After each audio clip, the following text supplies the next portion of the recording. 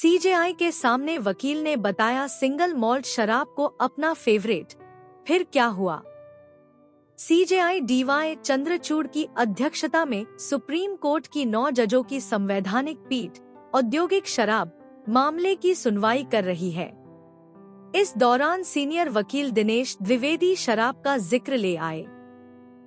Supreme court में CJI D Y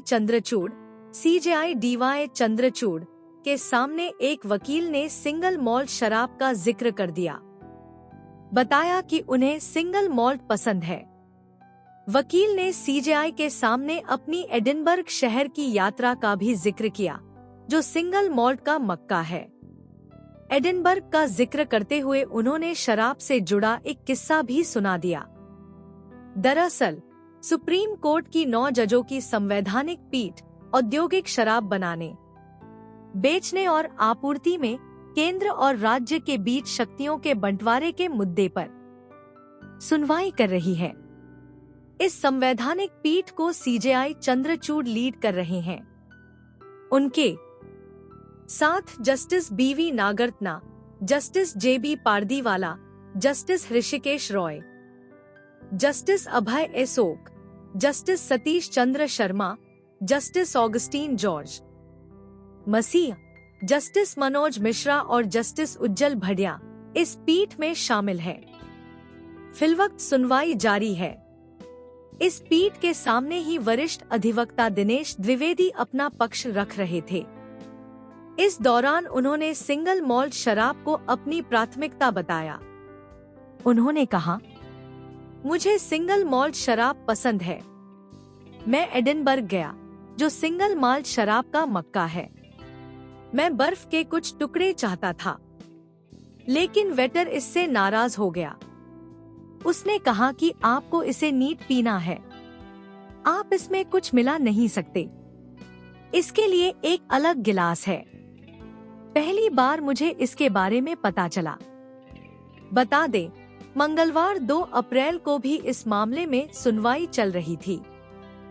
इसी दौरान दिनेश द्विवेदी ने अपने रंगीन बाल के लिए माफी मांगी थी।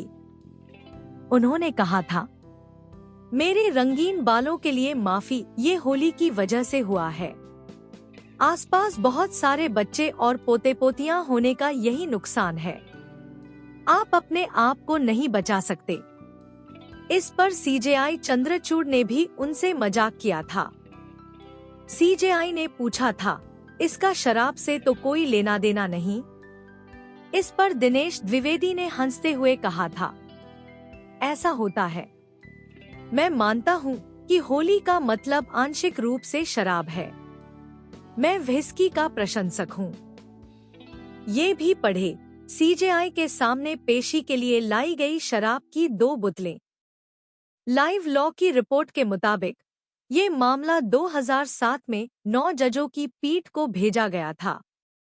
ये उद्योग विकास और विनियमन अधिनियम 1951 की धारा 18G की व्याख्या से संबंधित है। धारा 18G केंद्र सरकार को ये तय करने का अधिकार देती है कि अनुसूचित उद्योगों से संबंधित कुछ उत्पादों को सही तरीके से वितरित किया जाए और ये उचित दाम उपलब्ध हों। केंद्र सरकार इन उत्पादों की आपूर्ति, वितरण और व्यापार को नियंत्रित करने के लिए एक आधिकारिक अधिसूचना जारी करके ऐसा कर सकती है।